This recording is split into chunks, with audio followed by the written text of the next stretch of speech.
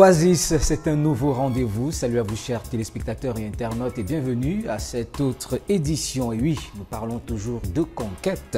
Dans le cadre de ce programme, nous allons demeurer et bien sûr davantage parler de l'évangélisation.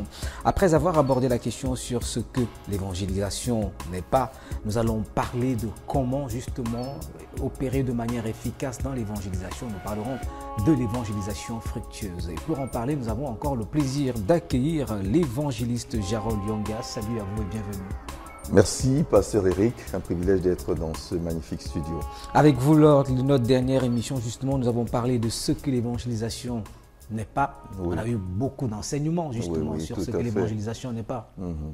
Et aujourd'hui, comme je l'ai dit, nous allons parler de l'évangélisation fructueuse. Oui, l'évangélisation fructueuse, parce que la volonté de notre Seigneur n'est pas seulement que nous portions du fruit, mais que nous portions beaucoup de fruits. Beaucoup d'évangélistes se trouvent butés au problème de la productivité. Beaucoup de personnes sont découragées dans leur ministère d'évangélisation parce qu'ils fournissent beaucoup d'efforts, ils s'adonnent du mieux qu'ils peuvent, mais ne voient pas le fruit de leur évangélisation. Ils ne voient pas des âmes qui demeurent. Donc nous allons essayer de voir de façon concrète ce que la parole de Dieu dit à ce sujet et comment porter efficacement du fruit dans l'évangélisation. Justement, vous avez abordé la question, comment porter du fruit efficacement dans l'évangélisation? Pour essayer d'avoir un peu de lumière à ce sujet, nous allons nous pencher sur une analogie très intéressante qui se trouve dans la parole de Dieu, dans le livre de Luc. Nous allons prendre la peine de lire le passage qui n'est pas très long.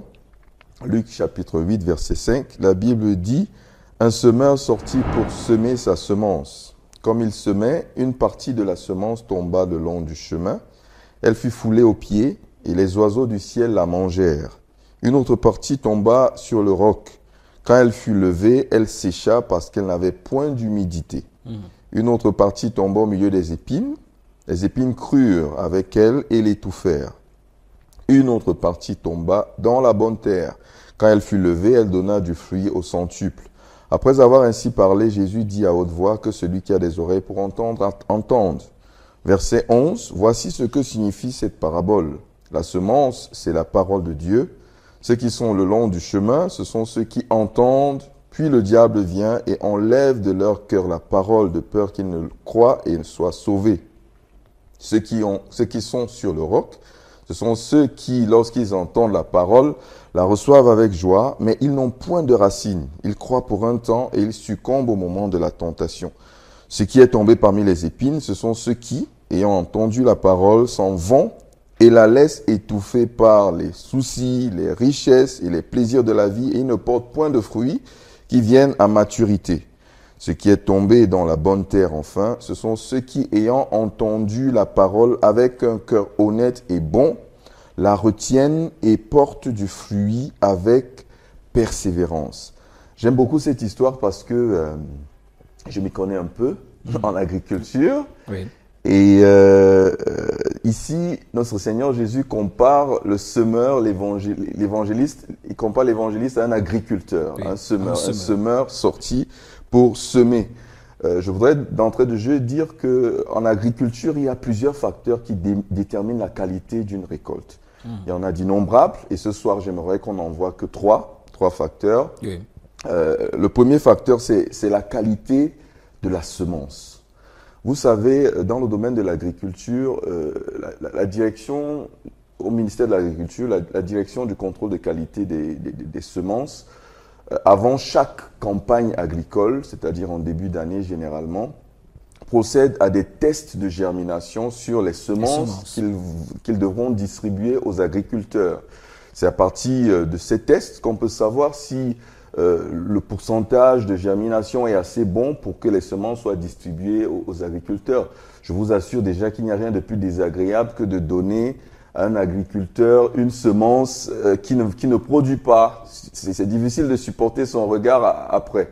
Donc c'est vraiment des tests minutieux qui sont faits pour se rassurer que la semence mise à la disposition des agriculteurs, des paysans, dans toutes les localités, soit une semence de bonne qualité. C'est là le premier facteur déterminant d'une bonne récolte, la qualité de la semence. Souvent, lorsque la qualité n'est pas au rendez-vous, des stocks entiers sont mis à la poubelle, oui, et sont détruits oui. et ne sont plus donnés aux paysans. Ça, c'est le premier facteur et on reviendra dessus tout à l'heure.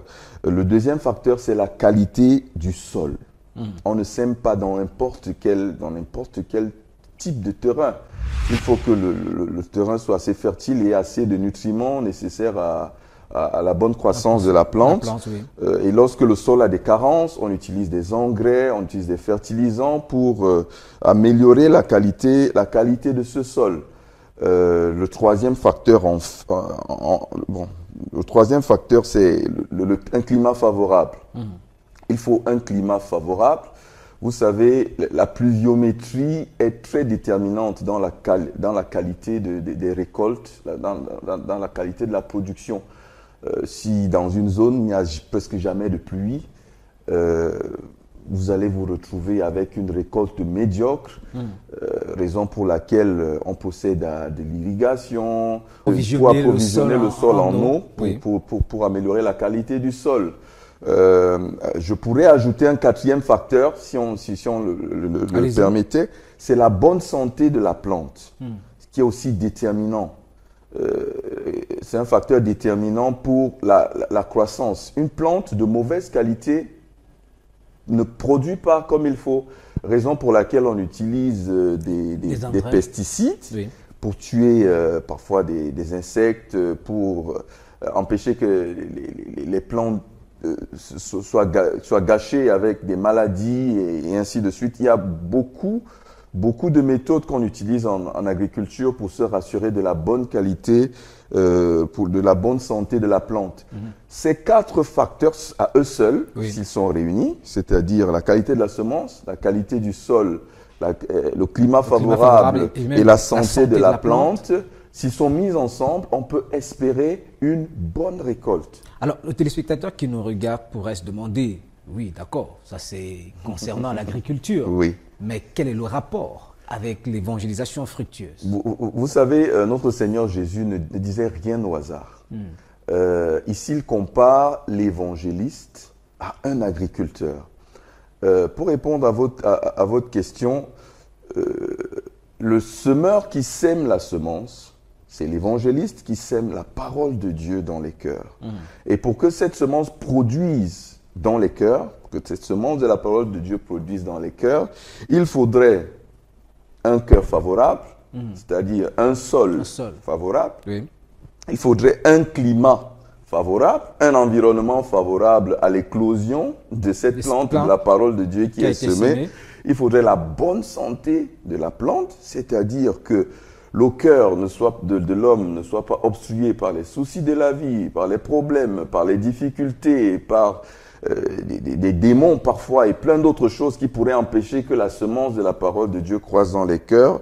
Voilà, pour une bonne récolte, même sur le plan spirituel, il faudrait qu'un certain nombre d'ingrédients soient mis à contribution pour que l'on ait le résultat escompté dans notre œuvre d'évangélisation. Évangéliser, ce n'est pas juste libérer la parole n'importe comment, mais c'est se rassurer que tous ces facteurs soient mis ensemble pour qu'à la fin, on ait des personnes qui ont réellement reçu la parole, qui sont réellement transformées et qui portent du fruit eux-mêmes aussi dans leur vie, dans leur nouvelle vie chrétienne. En fait, on comprend que lorsqu'on parle d'évangélisation fructueuse, il ne s'agit pas tout simplement, vous l'avez dit, de parler de Jésus, mais il faut le faire en tenant compte d'un certain nombre d'éléments. Revenons un petit peu, vous l'avez dit tout à l'heure, sur la semence, la qualité de la semence. D'abord, pourquoi est-ce que la qualité de la semence joue un rôle important? Ça, c'est d'un. Et en quoi est-ce que la qualité de la semence affecte la personne qui reçoit le message? La qualité de la semence est importante. Ce que l'on sème, c'est ce que l'on récolte. La Bible le dit. Ce que tout homme sème, c'est ce qu'il récolte. Donc, si vous semez un mauvais évangile dans quelqu'un, ne vous attendez pas à voir un jeune converti qui est épanoui ou qui marche selon les préceptes de la parole de Dieu. Non. Ce qu'il y a de merveilleux avec la semence que nous avons, c'est que c'est une semence infaillible. C'est une semence de bonne qualité. La parole de Dieu, la Bible appelle la parole de Dieu la semence. C'est la semence par excellence. C'est le privilège que nous avons. Nous parlons de Jésus aux hommes. Nous plantons dans leur cœur une semence qui n'est pas corruptible. La parole de Dieu, elle est efficace pour séparer jointure et moelle. Elle est efficace pour transformer les personnes que nous voulons atteindre avec l'évangile. Mais il faut se rassurer que c'est cette parole et uniquement cette parole qui est semée dans les cœurs. Sinon, si on sème dans les cœurs des hommes une semence à laquelle a été greffé un peu de corruption, un peu d'amour de l'argent, un peu de fausseté ou de manque d'intégrité, c'est le même type de fruit que l'on va récolter. Qu'on ne s'attende pas à avoir des jeunes convertis qui marchent dans l'intégrité ou qui marchent dans la vérité. Alors, ce qui pourrait me pousser, parlant toujours, puisque vous avez insisté que c'est un élément important, quel genre de message, parce qu'en fait il s'agit de cela, quel genre de message faut-il justement apporter à ceux qui écoutent l'évangile pour qu'on ait cette garantie que c'est la bonne semence? Le message à porter, c'est le message le plus simple. C'est le message de salut et de transformation à travers Jésus-Christ. On n'a pas besoin de remplir nos auditeurs ou nos interlocuteurs de théories fumeuses, non. De parler simplement du message le plus simple. Dieu a tant aimé le monde qu'il a donné son Fils unique afin que quiconque croit en lui ne périsse point, mais qu'il ait la vie éternelle. L'évangéliste met un homme en contact avec le Sauveur. L'évangéliste prend la main d'un pécheur et la met dans la main de notre Seigneur Jésus. Ça, c'est notre travail. Ça, c'est le rôle de tout chrétien, de tout disciple du Seigneur Jésus-Christ. Et il doit se rassurer que son œuvre d'évangélisation est Jésus-Christ pour référence, pour centralité. Si l'on s'en tient à l'œuvre du semeur présenté dans la Bible, je ne pourrais pas dire que je ne pourrais pas présenter ce semeur comme un semeur modèle. Non, on a beaucoup eu tendance à penser que le semeur de la Bible, c'était un semeur modèle. C'est ce qu'on nous avait appris. On calquait cela sur le ratio qui est fait ici. On nous a appris lorsque nous étions jeunes convertis que si jamais tu prêches l'évangile à 4 personnes, tu pourrais avoir beaucoup de grâce et espérer avoir une personne qui se convertit. Si jamais tu prêches l'évangile à 16 personnes, tu pourrais avoir assez de grâce pour tomber sur 4 bonnes terres, 4 personnes qui vont se convertir. Je voudrais dire que cette mathématique n'est pas biblique. Parce que la parole de Dieu nous enseigne dans 1 Timothée 2, verset 4, que Dieu veut que tous les hommes soient sauvés et parviennent à la connaissance de la vérité. Le but de l'évangile, c'est que tous les hommes soient sauvés, c'est que tous soient sauvés, que les mendiants soient sauvés, que les brigands soient sauvés, que les prostituées soient sauvées. Dieu ne nous envoie pas dans les quartiers cibler et prier, Seigneur, conduis-nous vers les bonnes terres. Mais Dieu nous envoie vers tout type de terrain pour que nous coopérions avec le Saint-Esprit pour transformer les terrains pierreux en bonnes terres, pour transformer les terrains épineux en bonnes terres, pour transformer les terrains le long du chemin en bonnes terres. Ça, c'est le vrai travail de l'évangéliste. Ça, c'est le vrai travail de l'évangéliste. Je rappelle, dans le cadre de notre édition, toujours, nous parlons de l'évangélisation fructueuse. Et comme invité, nous avons le pasteur évangéliste Jarod. On va faire un petit break et retrouver Tenila en musique qui, au travers de ce titre de Dina Moana, nous invite à davantage solliciter l'intervention du Saint-Esprit en tant que conquérant. Nous vous retrouvons dans quelques instants.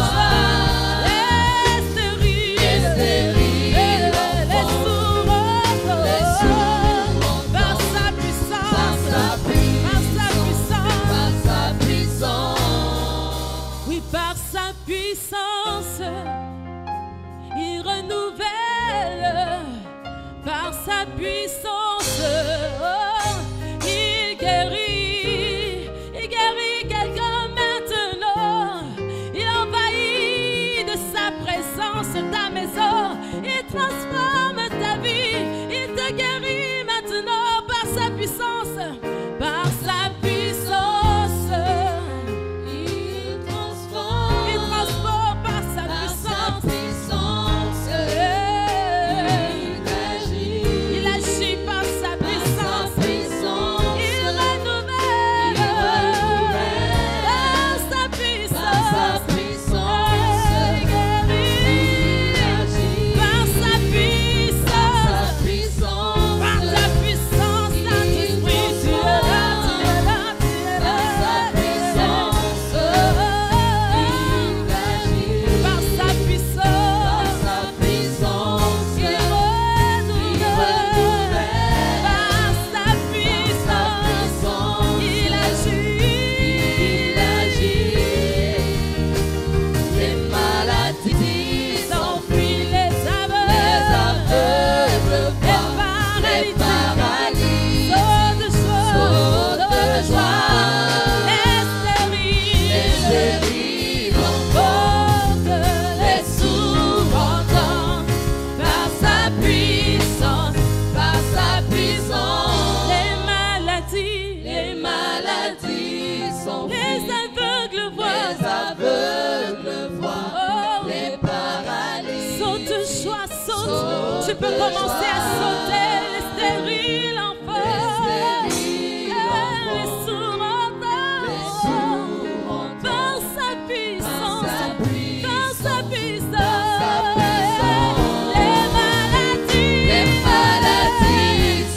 les aveugles voient, les paralyses sautent de joie. Les stériles enfants, les sourds entendent. Par sa puissance,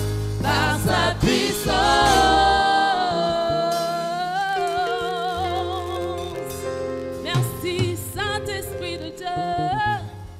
Oh, alléluia. Par ta puissance, tu guéris.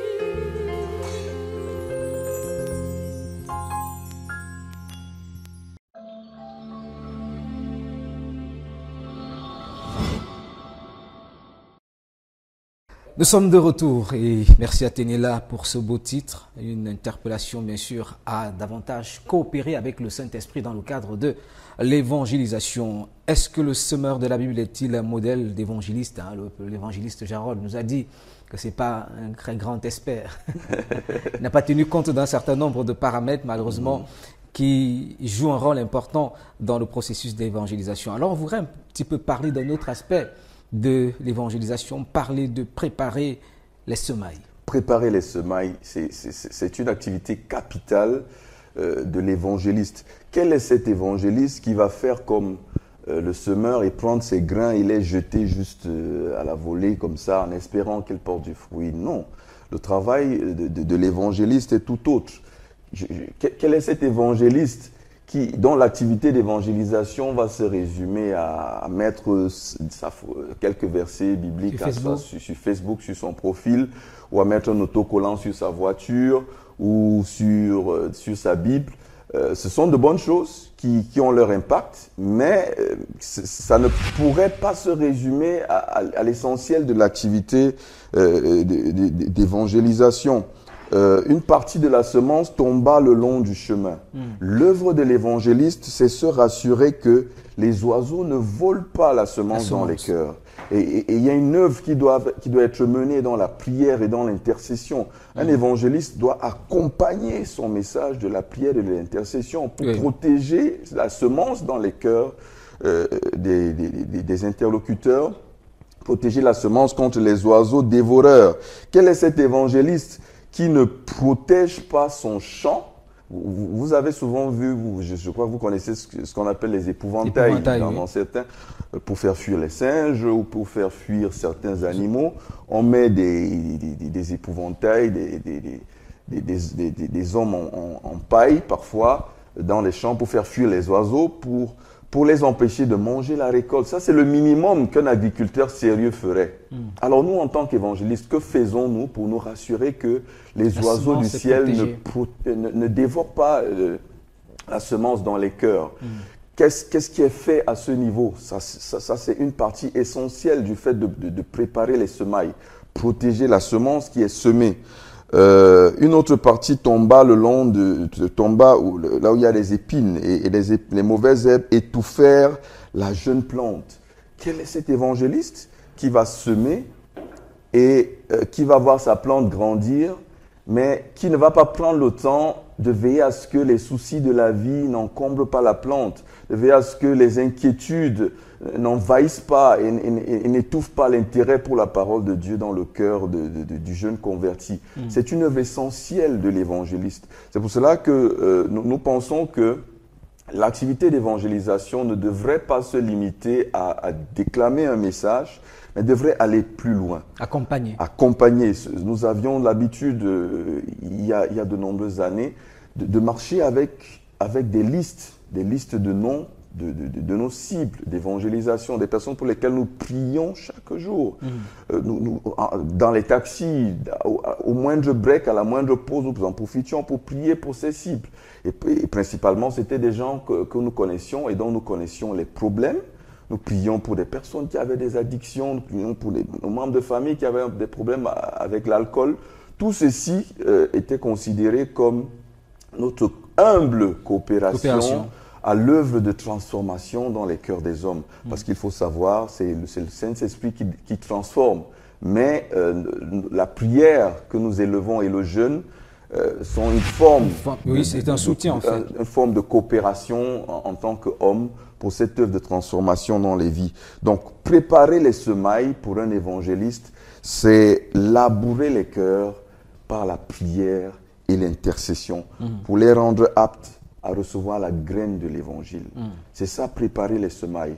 Donc, tu laboures les cœurs, tu pries, tu intercèdes avant ton œuvre d'évangélisation, tu passes beaucoup de temps à le faire, tu présentes les cœurs au Seigneur, de sorte que lorsque tu viendras, une grande partie de la victoire a déjà été remportée dans le domaine invisible et la semence de la parole de Dieu trouve un écosystème favorable à sa croissance et à son développement et aux fruits qu'elle portera. Alors j'ai envie de savoir, est-ce que porter du fruit dans le cadre de l'évangélisation incombe exclusivement à ceux qui ont reçu de manière claire le ministère d'évangéliste? La mission d'évangélisation est un appel, est une mission qui incombe à tous les saints, tous les saints dans le corps de Christ. Tout le monde est appelé à prêcher l'évangile. Peu importe ton appel, qu'il soit pastoral. Déjà, j'ai l'habitude de dire, si Paul disait à Timothée, fais œuvre d'évangéliste, parce que ce n'était pas son premier appel d'être évangéliste, moi je dirais à un évangéliste, fais œuvre de pasteur. Parce que dans ton ministère d'évangélisation, tu tomberas devant des cas désespérés. Donc l'évangélisation concerne tout le monde. Tout le monde. Et nous devons tous nous investir et en nous investissant, nous devons y ajouter l'arme de la prière et de l'intercession. Il y a des drogués qui ne verront leur chaîne brisée que lorsque nous allons coopérer avec le Seigneur pour que leur chaîne soit brisée.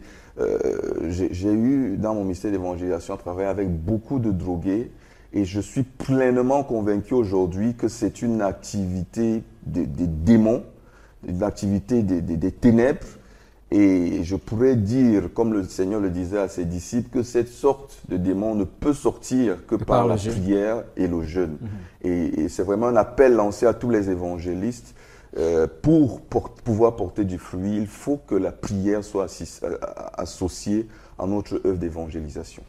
Que la prière soit associée à notre œuvre d'évangélisation. Conquérir, ce n'est pas tout simplement se limiter à parler, mais il y a tout un travail à faire pour pouvoir affecter les vies.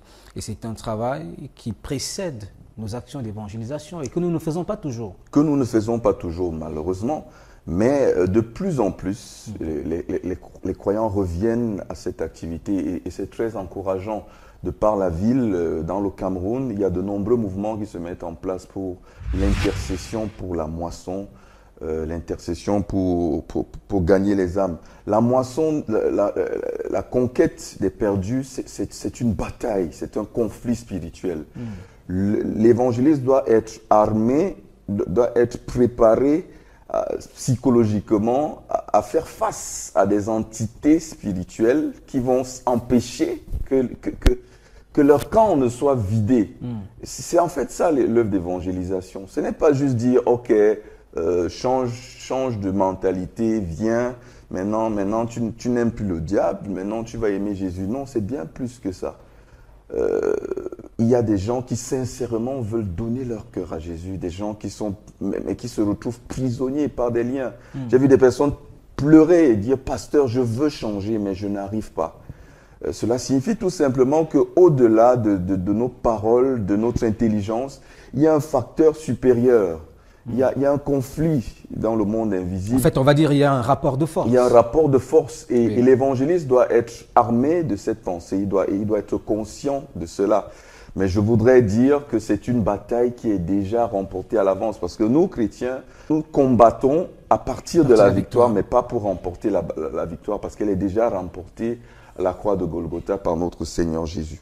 Comment être efficace ou alors porter beaucoup de fruits dans son œuvre d'évangélisation? C'est un défi, celui de notre époque, car malheureusement, de plus en plus, on a tendance à le voir, le mal gagne du terrain. Et les hommes ont besoin d'être exposés à l'évangile. Le mal gagne du terrain et les hommes ont besoin d'être exposés à l'évangile. Satan connaît la valeur d'une âme. Contrairement à beaucoup de chrétiens, Satan connaît la valeur d'une âme. Je voudrais vous dire, s'il a pu prendre possession d'un démoniaque et envoyer 2000 démons, parce qu'une légion, c'est 2000 éléments, envoyer 2000 éléments pour se rassurer qu'une seule âme soit prisonnière, cela traduit vraiment le fait que Satan connaît la valeur d'une âme. Il est prêt à tout pour empêcher qu'une âme quitte son royaume. Tout évangéliste doit prier et demander au Seigneur de lui révéler la valeur d'une âme à ses yeux et investir et coopérer avec Dieu pour que des chaînes soient brisées et que les personnes soient sauvées. Heureusement, c'est possible. C'est possible que les déserts reverdissent. J'aime bien cet exemple. Vous savez, il y a quelques dizaines d'années, la Libye n'était connue que comme un vaste désert où rien ne pouvait pousser. Et franchement, rien ne pouvait pousser en Libye à cette époque jusqu'à ce que le gouvernement libyen découvre que le sous-sol libyen possède l'une des plus grandes nappes d'eau souterraines dans le monde. Et le feu président Kadhafi décide de grands travaux, amorce de grands projets d'irrigation de tout le pays à travers ces nappes d'eau souterraines. On a vu des centaines de camions transportant des gigantesques tubes d'acier qui se sont disséminés un peu par le désert et qui ont permis l'irrigation de tout le pays. Et après juste quelques années, on a vu le pays, on a vu le potentiel agricole du pays être révélé à la face du monde. Le pays est devenu une référence dans le domaine agricole au point où des agronomes partaient des pays d'Afrique équatoriale pour aller en formation en Libye, dans un pays, entre guillemets, désertique. Oui. Et si bien que, pour finir, Kadhafi pouvait dire ce pays était un désert où rien ne poussait, mais je l'ai transformé aujourd'hui en un verger où tout peut pousser. Et je voudrais le dire, un évangéliste devrait être quelqu'un déterminé à transformer les déserts en vergers. Déterminé à coopérer avec le Saint-Esprit. Vous savez, le Saint-Esprit, c'est cette vaste nappe d'eau souterraine mise à notre disposition pour irriguer les cœurs, pour apporter de la fertilité dans les cœurs. Et son action est déclenchée et est sublimée même lorsque l'évangéliste coopère et apporte sa contribution en termes de prière, en termes de jeûne et en termes d'intercession. Et alors là seulement, les cœurs sont transformés. Alors là seulement, les terrains jadis désertiques sont transformés en vergers. Si je prends ce dernier exemple, le maïs, par exemple, ne pousse que, n'est cultivé qu'une fois par an, une à deux fois par an, la grande et la petite saison des pluies. Mais si l'on trouve le moyen, si un agriculteur trouve le moyen d'irriguer son champ pendant toute l'année, alors il est capable de produire du maïs pendant toute l'année. Si un évangéliste est capable d'intercéder pour 1000 personnes et de coopérer pour que les sources d'eau du Saint-Esprit abreuvent des cœurs désertiques de 1000 personnes, alors cet évangéliste pourra espérer avoir une récolte de 1000 personnes pour notre Seigneur. Parce que nous le rappelons, la semence est infaillible.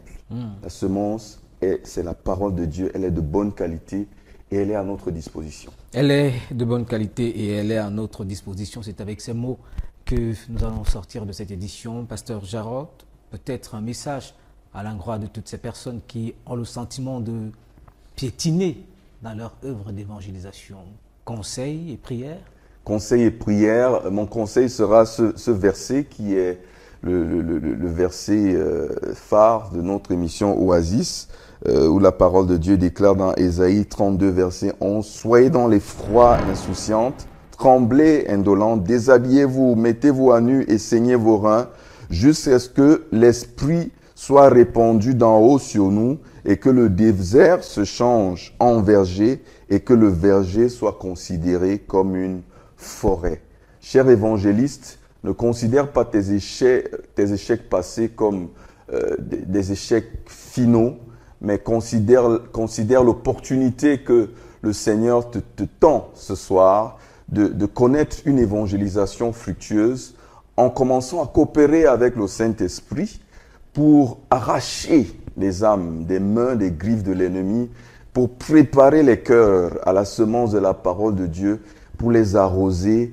et veiller à ce que cette magnifique plante germe et produise des fruits en grand nombre. Nous allons prier pour toi et tu entreras dans l'expérience d'une évangélisation fructueuse. Nous prions.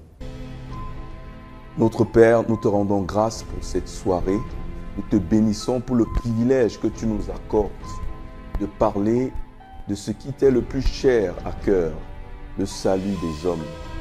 Nous te rendons grâce même pour nos nombreux échecs dans le domaine, pour ces nombreuses personnes qui ont fait des confessions, pour ces nombreuses personnes qui ont pris des engagements, mais qui une semaine, un mois, 2 mois après sont retournées à leur vomissure. Nous voulons prier, Seigneur, et te rendre grâce pour l'ouverture que tu nous apportes, pour la révélation que tu nous apportes au sujet de l'œuvre de l'évangéliste, à savoir préparer les semailles. Nous élevons à toi tous ceux qui nous écoutent aujourd'hui et nous libérons dans leur vie la grâce pour coopérer avec le Saint-Esprit dans l'œuvre de transformation des cœurs. Nous prions, Seigneur, que tu te façonnes dans la nation et au-delà de la nation une armée d'intercesseurs évangélistes, une armée de personnes déterminées à coopérer avec toi jusqu'à ce que des vies soient transformées. Nous prions pour une révélation de la valeur d'une âme accordée à chaque évangéliste qui nous écoute. Et nous prions, notre Père, qu'un vent nouveau de réveil dans l'évangélisation souffle dans notre nation et souffle dans les nations. Nous prions que tu te réveilles à des multitudes comme l'unique, l'alpha et l'oméga, le Seigneur des Seigneurs. Nous prions, notre Père, que tout ceci soit rendu possible dans le précieux nom de Jésus-Christ. Amen. Amen. Merci à vous, évangéliste Jarrod. Merci à tous ceux qui ont eu le privilège et le plaisir de suivre cette série consacrée à la conquête. Et nous espérons que ces émissions ont contribué à faire d'eux des conquérants au nom de Jésus-Christ et qu'équipés, bâtis, ils se lèveront pour non seulement conquérir le monde, mais surtout faire des disciples. On se dit à bientôt. À bientôt, Pasteur Eric. Merci d'avoir été avec nous. Que le Seigneur vous bénisse. Shalom. Shalom.